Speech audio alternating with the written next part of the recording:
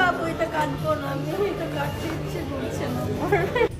Hello everyone, so চলো তোমাদেরকে আমি আমার বার্থডেতে কী করলাম, কোথায় ডিনার করলাম সেটাই দেখাবো এই ব্লগে।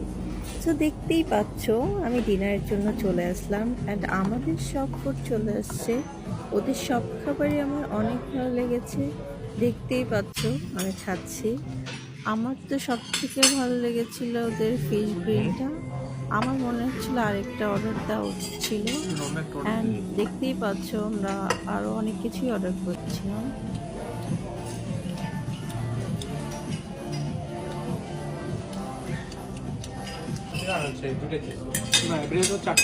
আমার ভাই সবাই হচ্ছে খাওয়া নিয়ে অনেক বিজি ছিল।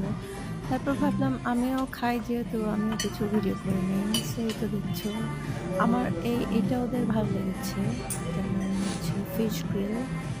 সো এটা আমার খুব ভালো লেগেছিল। দেন পাস্তা অর্ডার করা হয়েছিল আরুষের জন্য, ও খুব পছন্দ করে। সো মেইন ডিশ অনেক কিছুই অর্ডার করা হয়েছিল, like salmon, lobster, spaghetti and আমার ভাই অর্ডার করেছিল চিকেন। তারপর হচ্ছে আমাদের খাওয়া দাওয়া শেষে আমি কিছু ভিডিও করে নিচ্ছিলাম, দেখতেই পাচ্ছ ঘুরে ঘুরে। আর আমাকে পিঙ্ক ড্রেসে কেমন লাগছে অবশ্যই সবাই কমেন্টে জানাবা।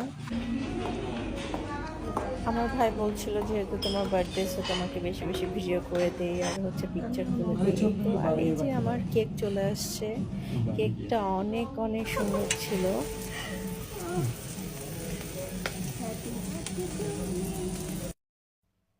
অ্যান্ড আমি আরও কিছু ভিডিও অ্যান্ড পিকচার তুলছিলাম। আর আমাকে পিঙ্ক ড্রেসে আমার ভাই বলছিল বারবি ডলের মতো লাগছিল। সো তোমাদের কাছে কেমন লেগেছে অবশ্যই জানাবা। আর আসলেই আমাকে সেদিন বারবি ডলের মতোই লাগছিল। আর পিঙ্ক আমার বেশি পরা হয় না, বাট ড্রেসটা এত সুন্দর ছিল। আপুরা তোমরা অবশ্যই কমেন্টে জানাবা যে আমাকে পিঙ্ক ড্রেসে কেমন লেগেছিল আর ড্রেসটা কেমন ছিল।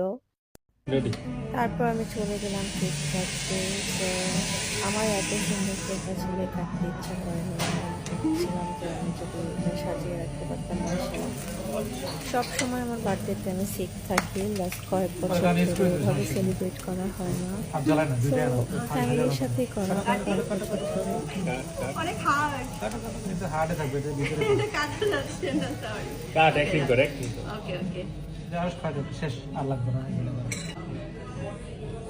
তারপর দেখতেই পাচ্ছ এখন কেক কাট করে।